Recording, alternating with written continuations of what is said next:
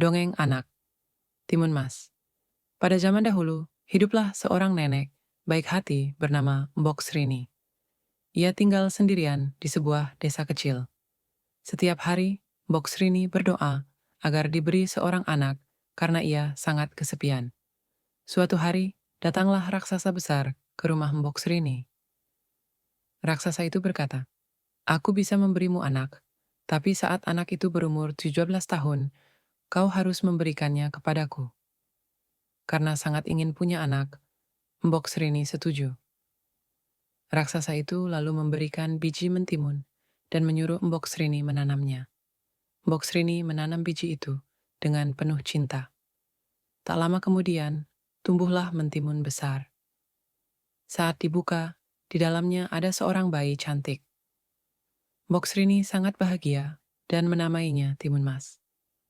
Timun Mas tumbuh menjadi anak yang baik, cerdas, dan cantik. Tapi Mbok Srini selalu ingat janji pada raksasa.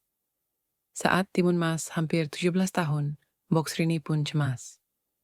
Ia pergi ke gunung dan bertemu pertapa tua yang memberinya 4 benda ajaib. Biji mentimun, jarum, garam, dan terasi.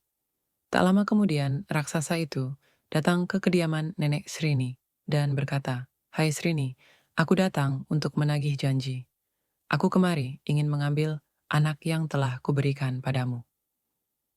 Nenek Srini pun segera menyuruh Timun Mas untuk lari menjauh dari raksasa, sambil memberi 4 benda yang diberikan oleh pertapa. "Pergilah Timun Mas, menjauhlah dari raksasa itu, dan bawalah keempat benda ini olehmu. Jika raksasa itu mendekatimu, lemparlah benda ini satu-satu ke tanah. Mudah-mudahan benda ini bisa menyelamatkanmu dari kejaran raksasa itu." Timun Mas pun segera berlari membawa benda-benda itu.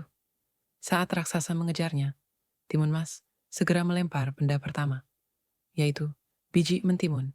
Kemudian biji mentimun tersebut menjadi hutan mentimun yang lebat. Raksasa pun kesulitan mengejarnya dengan susah payah. Raksasa itu bisa melewati hutan mentimun yang lebat, dan raksasa itu terus mengejar Timun Mas. Sebelum raksasa itu mendekat, Timun Mas pun melempar benda kedua, yaitu jarum. Kemudian jarum tersebut menjadi hutan bambu tajam. Garda dan raksasa itu terhambat dengan hutan bambu tersebut.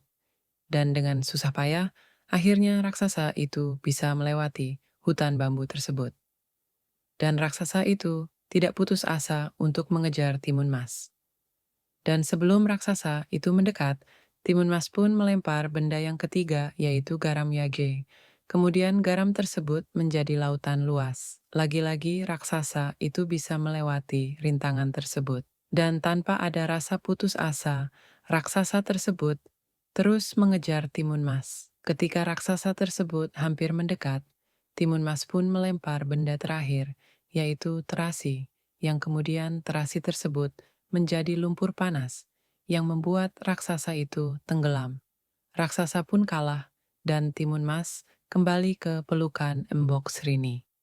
Mereka pun hidup bahagia bersama selamanya.